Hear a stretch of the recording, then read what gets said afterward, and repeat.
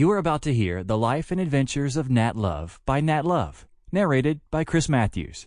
Copyright 2019, BN Publishing, online at bnpublishing.com. The Life and Adventures of Nat Love, better known in the cattle country as Deadwood Dic-k, by himself, a true story of slavery days. Life on the great cattle ranges and on the plains of the wild and woolly West, based on facts and personal experiences of the author. This book is dedicated to my wife, Mrs. Alice Love. Preface. Having passed the half-century mark in life's journey, and yielding to persistent requests of many old and valued friends of the past and present, I've decided to write the record of slave, cowboy, and Pullman porter will prove of interest to the reading public generally and particularly to those who prefer facts to fiction. And in this case, again, facts will prove stranger than fiction. I assure my readers that every event chronicled in this history is based on facts, and my personal experiences of more than 50 years of an unusually adventurous life. While many things contained in this record happened many years ago, they are as fresh in my memory as if they happened but yesterday. I have tried to record events simply as they are, without attempting to varnish over the bad spots or draw on my imagination to fill out a chapter at the cost of the truth. It has been my aim to record things just as they happened, believing they will prove a greater interest thereby, and if I am able to add to the interest and enjoyment of a single reader, I will consider myself well repaid for the time of labor of preparing this history. To my playmates of my boyhood, who may chance to read this, I send greetings and wish them well. To the few friends who assisted myself and widowed mother in our early struggles, I tender my sincerest thanks, and hope they have prospered as they deserve. For those who proved our enemies, I have no word of censure. They have reaped their reward.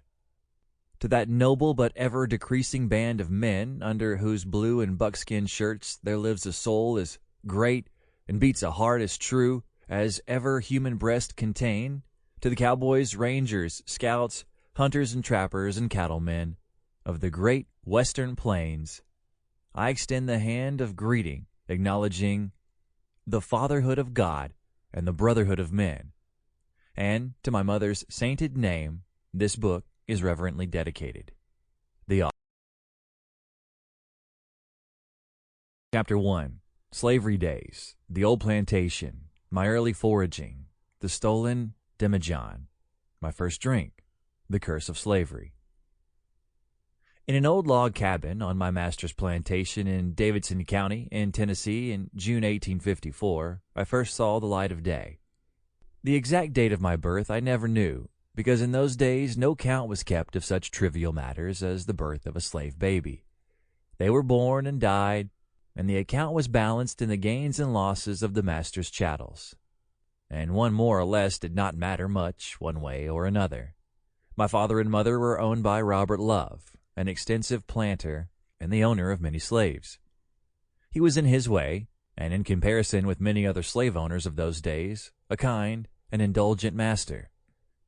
My father was a sort of foreman of the slaves on the plantation, and my mother presided over the kitchen at the big house and my master's table. And among her other duties were to milk the cows and run the loom, weaving clothing for the other slaves. This left her scant time to look after me, so I early acquired the habit of looking out for myself. The other members of my father's family were my sister Sally, about 8 years old, and my brother Jordan, about 5. My sister Sally was supposed to look after me when my mother was otherwise occupied, but between my sister's duties of helping mother and chasing the flies from master's table, I received very little looking after from any of my family.